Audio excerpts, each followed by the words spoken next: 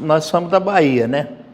E nós somos de uma cidadezinha chamada Rio do Antônio, Caculé, estado da Bahia. Que esse Rio do Antônio era um distrito como se fosse Parnaso, assim. E aí Caculé já é cidade grande, né? E aí meu pai vivia aqui para o estado de São Paulo. E minha mãe ficava lá, minha mãe e o filho ficavam lá. Aí foi indo, e resolveu trazer nós para cá também. Aí, só que nós era pequeno, né? Eu quando cheguei aqui em Tupã, devia ter uns 5 anos por aí, né? Porque eu entrei na escola com 8 anos aqui. Eu entrei bem depois que a gente chegou da Bahia. Então eu estudei aqui. Tinha irmãos, como é que é? Então, nós somos em 8 irmãos. Já tem alguns que morreu. Eu tenho mais irmã, né?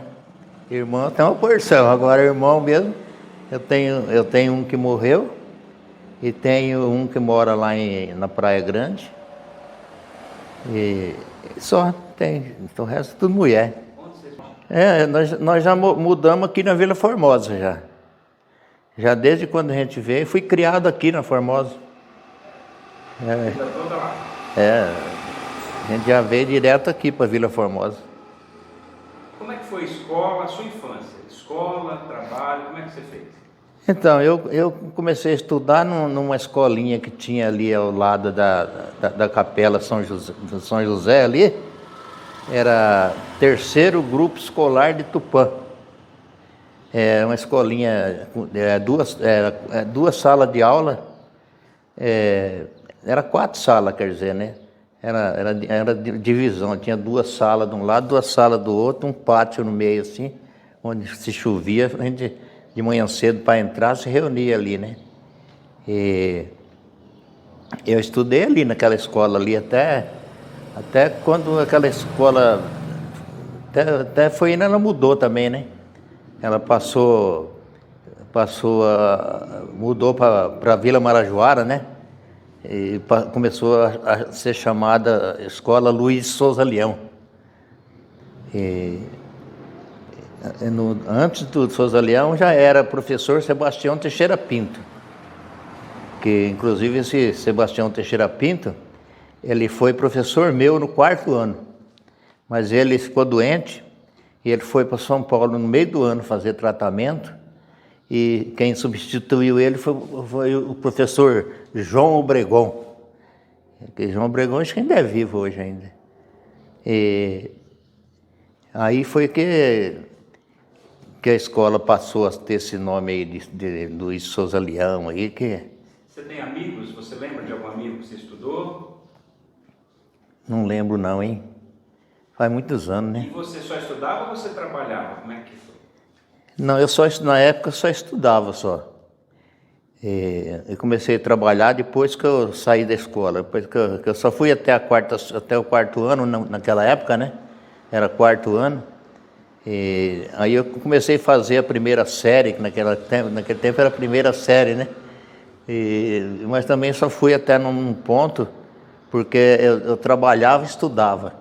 Aí eu não aguentei, né? Tive que parar. O que você fazia? Eu trabalhava numa farmácia. Eu trabalhei numa farmácia que tinha ali na Carijós, que era do seu Luiz Miguita, japonês. Então, a farmácia São Paulo chamava. Trabalhei lá nessa farmácia bastante tempo já. Aplicava injeção, tudo já, né? E aí depois que eu saí da farmácia, aí foi que eu entrei nesse ramo da construção civil. Aí eu comecei a trabalhar de servente junto com meu pai. Meu pai era servente na época também, ajudante de pedreiro, né? E eu entrei e eu acabei aprendendo e virei pedreiro e meu pai continuou servente. Aí eu acabei terminando esse tempo todo meu de serviço, eu me aposentei na construção civil. Porque meu pai ele não dava palpite, não exigia não, ele deixava a gente à vontade. Então eu fazia as coisas do jeito que eu gostava de fazer. Ele não dava palpite, meu pai. Era muita gente boa, né? Então você trabalhou até aposentar na construção civil? Na construção civil. Fui construtor. Construía casas pela cidade? Eu peguei aqui em Tupã, tem muita casa que eu fiz. Aqui, até aquele prédio lá da Casa de Portugal, aquela fachada da parte de cima lá, foi eu que fiz aquela fachada ali. Mas eu mesmo trabalhando e fazendo, né? Aqueles desenhinhos, tudo lá. Eu desenhava em casa na cartolina e recortava o desenho e levava, chegava lá, passava massa e punha a cartolina em cima, riscava, cortava, transformava o papel em coisa lá. Hoje tem ainda aqueles ladrilhos? Tem tudo. E lá nunca mudou. Quem que eram os portugueses lá? Você conheceu alguns? Era o seu Jaime da Ford, o finado Manuel Amado Pinto Alves, que era lá da Casa de Portugal naquela época. E seu Jaime, todo o tempo que eu trabalhei era o seu Jaime que comandava lá. O seu Jaime era da Ford, né? Ô, Daniel, e como é que você conheceu sua esposa? Como é que foi essa história de vocês? Como é que você começou a montar a sua família, dona Geni?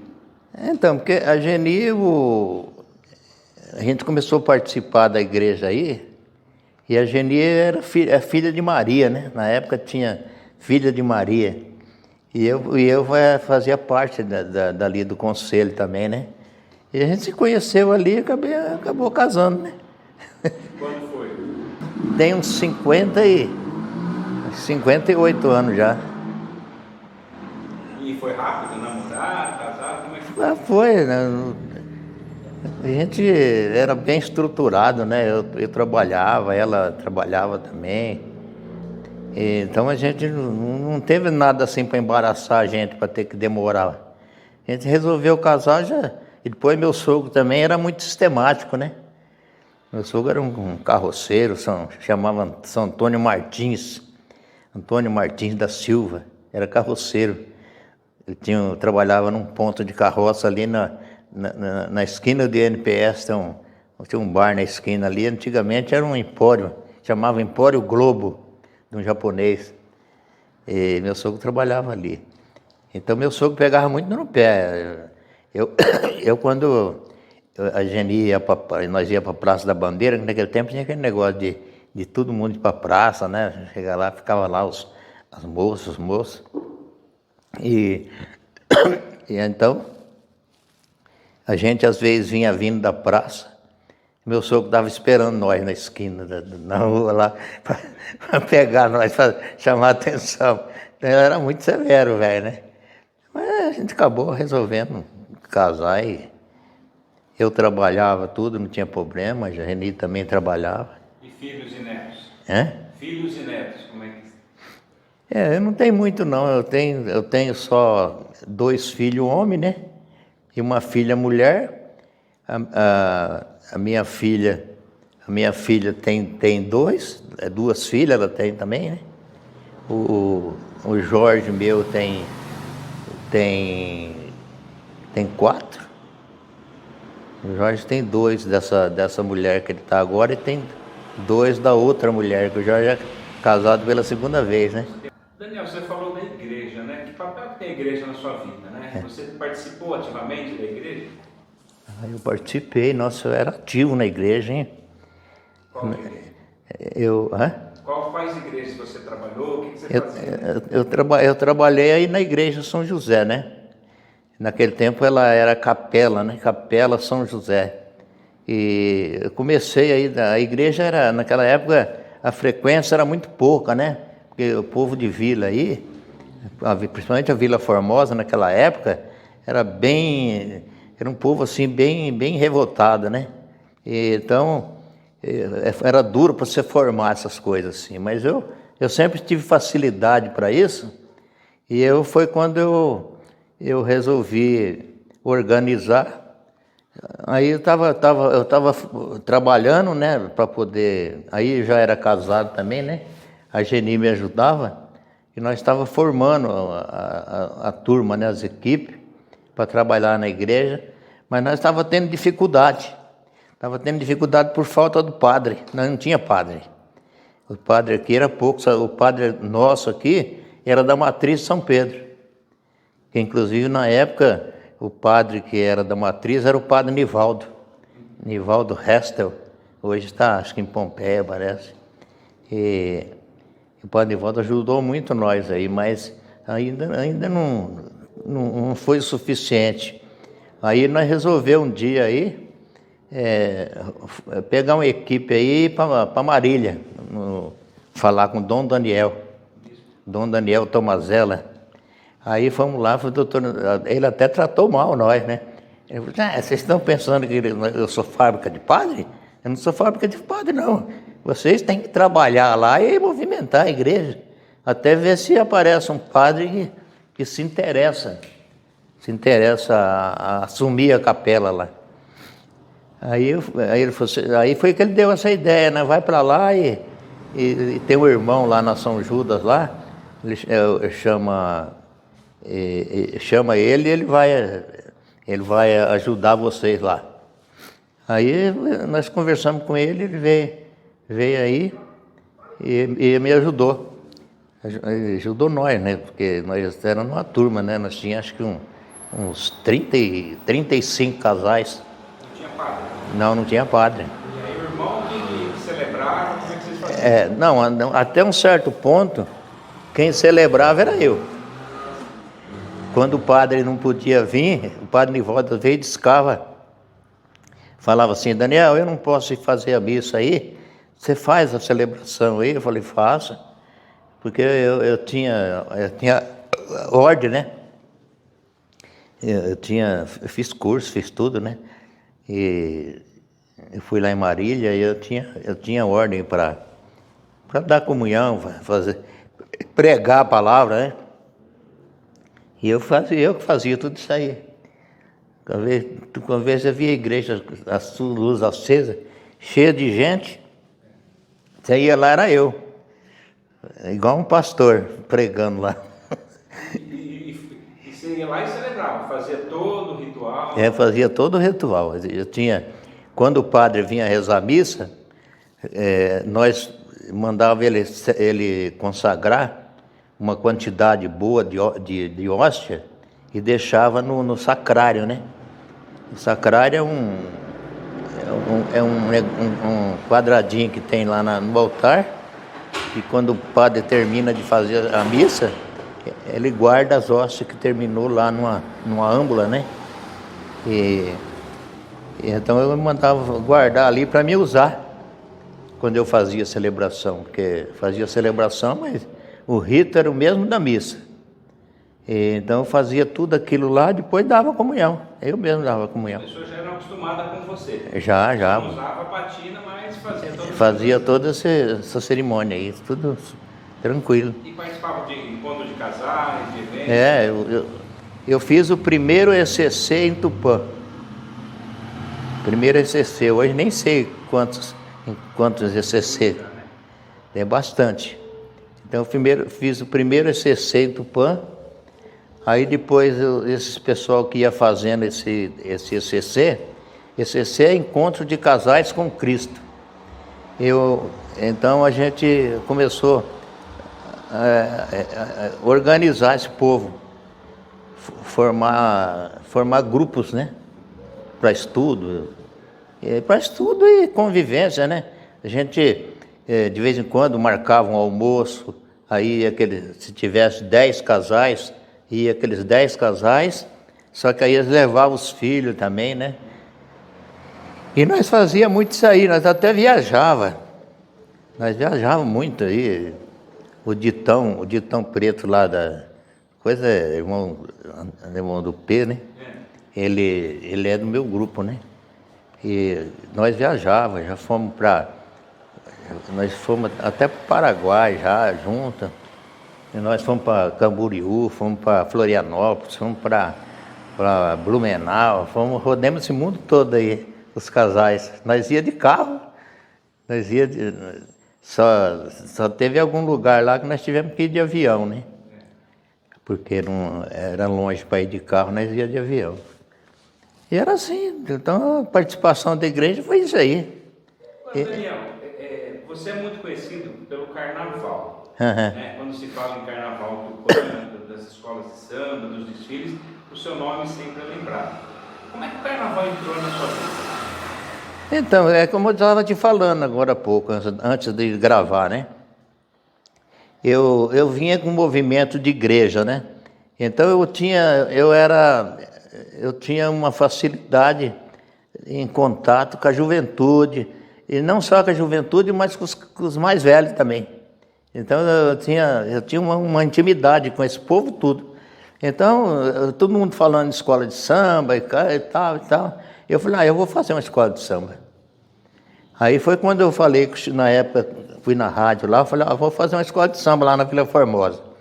Aí o Chico de Assis falou assim, olha, eu vou ser sincero com você, eu duvido quem é o cara de saco preto, com licença da palavra, que vai fazer uma escola de samba na Vila Formosa. Porque ninguém acreditava, porque a Vila Formosa era muito desorganizada. Era só confusão, a turma gostava de uma briguinha, né? Mas eu falei, não, mas eu vou fazer.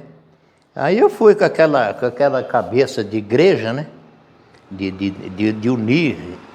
E eu acabei no carnaval unindo, além da nossa escola, a união entre nós, as outras escolas também. Que as outras escolas não se davam uma com a outra. Era só briga, né, no carnaval. E eu acabei orientando eles e conversando e fazendo a cabeça de todo mundo, e acabou. Acabei com as brigas, negócio de escola de samba. E como é que foi formar a escola? Vocês já desfilaram logo de cara, virou um bloco, ou já virou uma escola? Como é que foi? Na época, eu tinha assim, muita facilidade, muito conhecimento na cidade, e eu consegui arrumar os instrumentos. A primeira etapa é arrumar os instrumentos, né? Então, naquela época, o Vitor Fábio, o Mosqueira Lucas, ele trabalhava no tiro de guerra, então eles tinham muito instrumento lá que não usava. Ele me arrumou uns instrumentos, e eu peguei e arrumei uns meninos lá que gostavam de samba, e era molecada assim, tipo de pagode hoje. Então eu chamava um que entendia bem de tocar, e eles convidavam a turminha, aí punha aí 40, 50 elementos, e andei comprando instrumento também, porque eu fazia promoção, né? E andei comprando bastante instrumento também, e foi aí que a gente começou a fazer, além de fazer a bateria da escola, aí a gente fazia carro alegórico.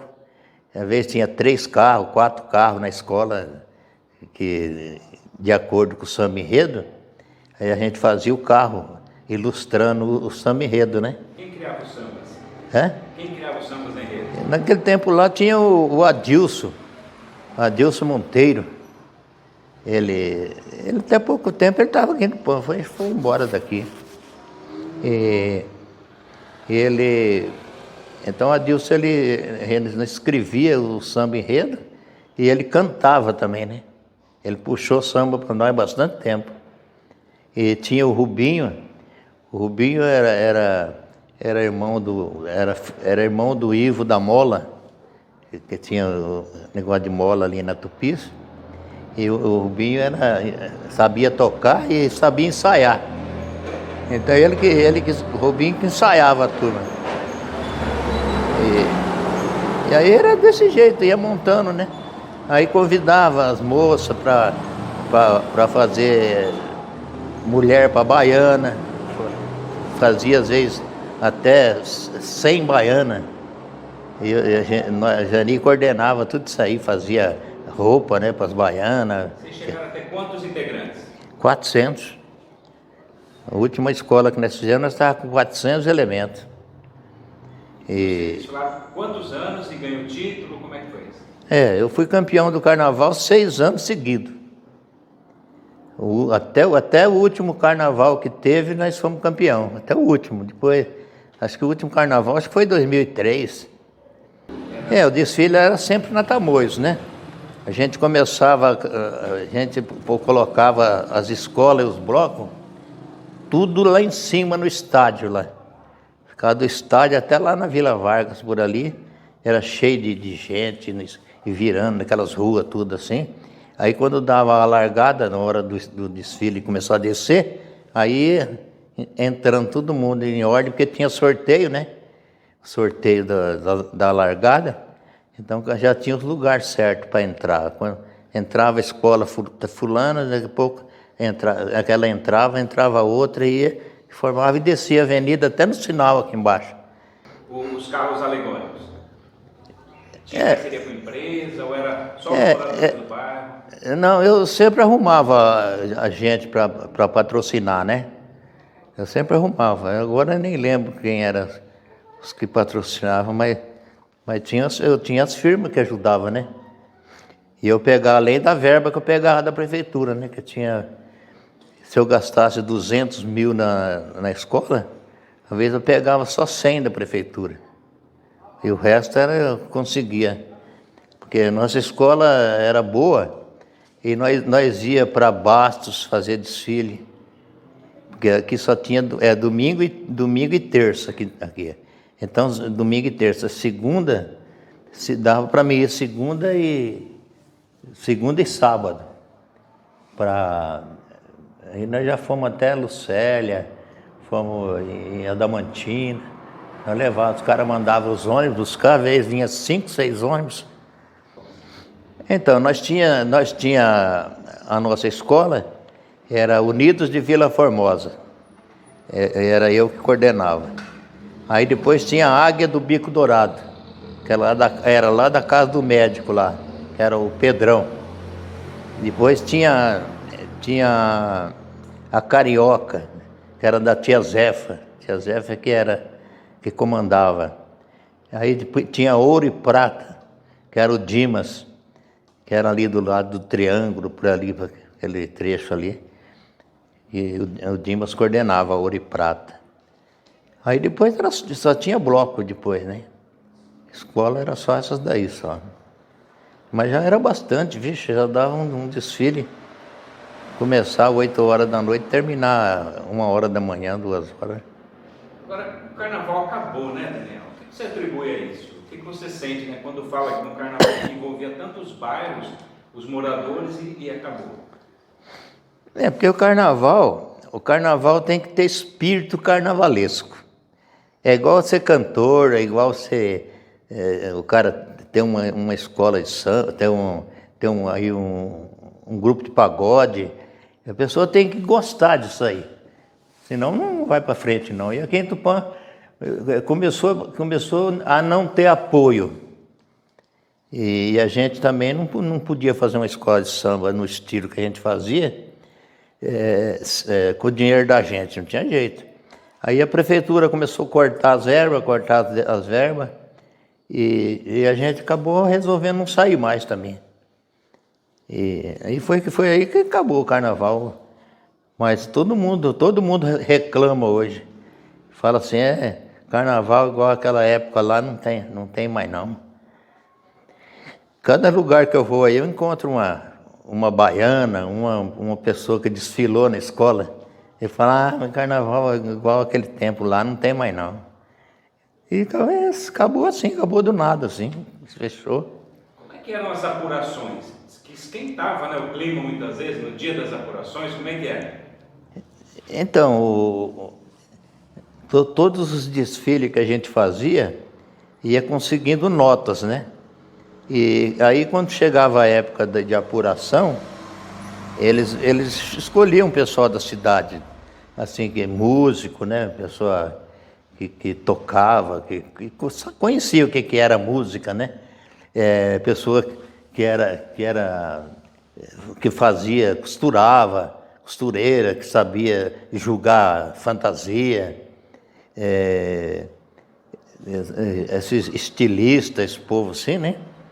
E ele reunia esse povo aí, eles que faziam julgamento.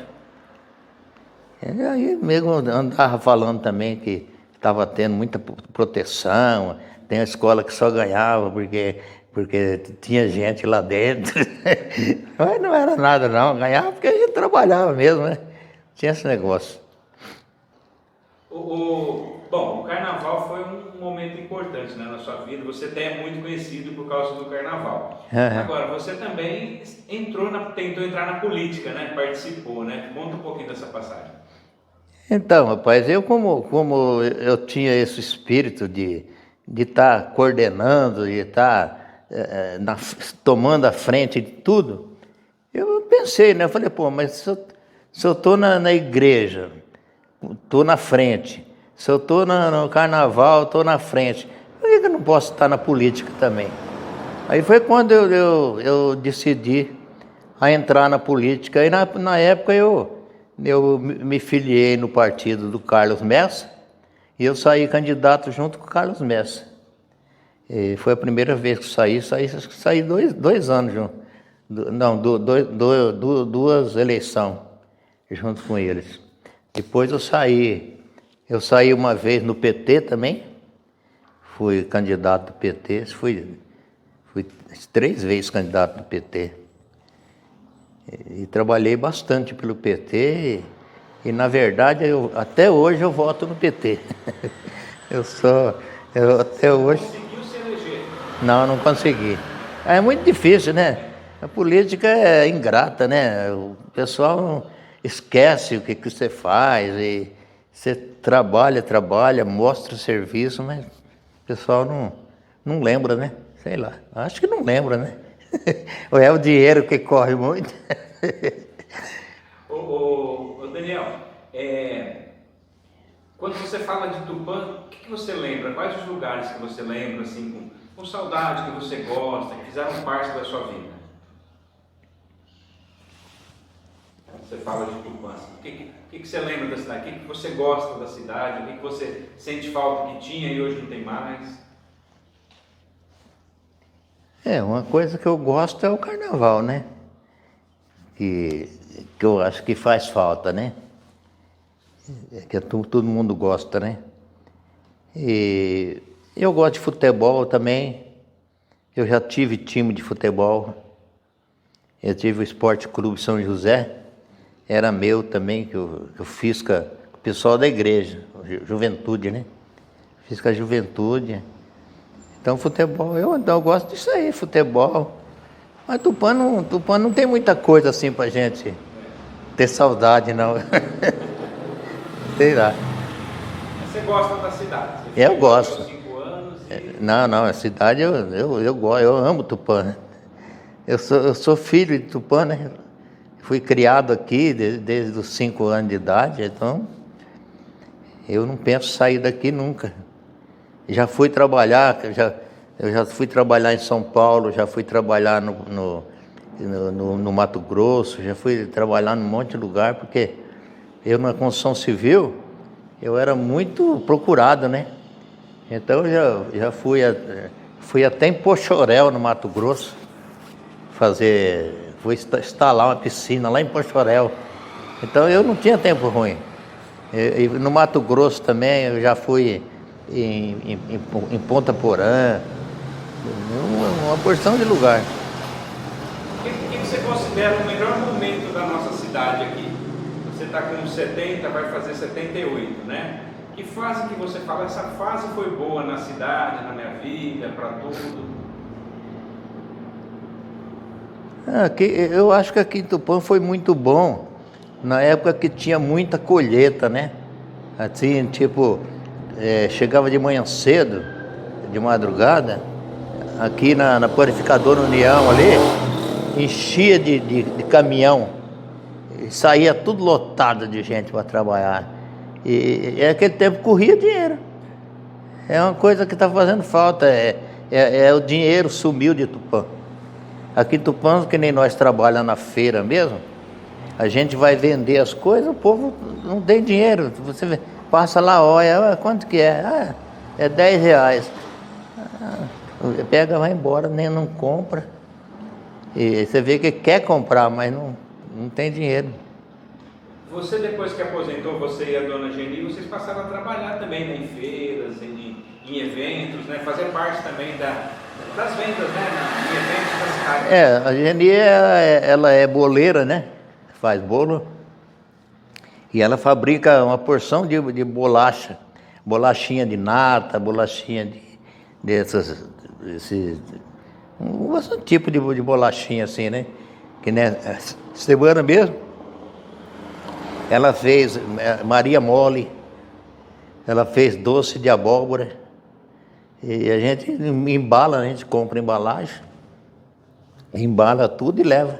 E vende na feira, na Quinta com Arte. Nós participamos da Quinta com Arte. E a função é essa aí. Não dá para fazer outra coisa, né? O corpo não aguenta. Eu tinha vontade de trabalhar de novo, porque está tão ruim de pedreiro. Você não acha pedreiro que presta? Não tem, não acho pedreiro que presta. Aqui eu estava mexendo na minha casa aqui, eu passei por 2 equipes de pedreiro e não gostei de nenhuma. Então, eu penso assim, pô, eu devia voltar, porque eu fiz tanto serviço bom que está aí hoje. Eu tenho serviço que está até abandonado, ali no Parque Infantil mesmo. Ali no Parque Infantil tem uma quadra de esporte ali, que tem as tabelas armadas lá e embaixo só tá mato.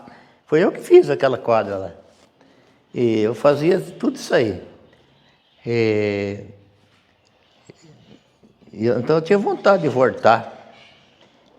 Porque melhor do que esses caras tudo aí, eu sei trabalhar. Se tiver uma casa para fazer e me dar para mim, eu faço. Eu só não trabalho, não aguento trabalhar. Mas você coordena. Mas coordeno. Ô Daniel, quem é uma pessoa de referência para você em Tupã? Em qualquer área? Social, religião, uma pessoa que você fala, essa pessoa é um exemplo para a cidade, não para você, né? Alguém que você admira, assim, existe? Eu na minha época, eu gostava muito do Sr. Jaime da Ford, esse finado Manuel Amado, Nicolau Atala. Nicolau Atala, trabalhamos no carnaval junto, e era um cara ponta firme. Nicolau valia a pena, o cara era esforçado. Então essas pessoas são pessoas que eu lembro ainda, que eu tenho saudade desse povo aí. Daniel, acho que é isso, né? Nós falamos um pouquinho da sua história, né? Uma vida toda a gente não consegue falar em tão pouco tempo, mas Não consegue. fizemos um bate-papo aí, né? É o que eu falei, eu tinha falado para a Geni, se eu fosse querer falar mesmo, tudo, até de quando eu vim para cá, para Tupã, com 3 horas não dava para falar. É muita coisa. E muitas coisas a gente acaba não lembrando também. Tem alguma coisa que você queria falar, que faltou, assim? Não tem, não. De contar? Eu acho que é mais ou menos isso aí, não tem.